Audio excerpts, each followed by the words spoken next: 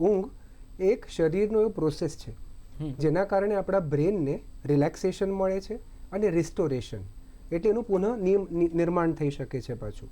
આ બધા સાથે બોડીને પણ મસલ્સને રિલેક્સેશન મળે છે.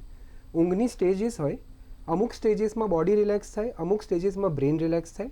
જે સ્ટેજમાં બ્રેન રિલેક્સ થાય છે જેને આપણે REM સ્લીપ કહીએ છીએ, આમાં ઇમોશનલ પ્રોસેસિંગ એટલે આખા દિવસ દરમિયાન તમારી જે પણ માનસિક લાગણીની જે પણ ઘટનાઓ બનેલી હોય અને તમે એને પ્રોસેસ ન કરી શક્યા હો, ક્યાંક અધકચરી મગજમાં અટવાયેલી પડેલી હોય, ઊંઘ જ એક એવી સુપર પાવર છે આપણા બોડીની કે આ બધી જ વસ્તુઓને એના કમ્પાર્ટમેન્ટમાં ઊંઘ દરમિયાન ગોઠવી અને તમે ઉઠો ત્યારે નવા દિવસને નવી હોપ સાથે અને એકદમ ફ્રેશનેસ સાથે અટેન્ડ કરી શકો છો.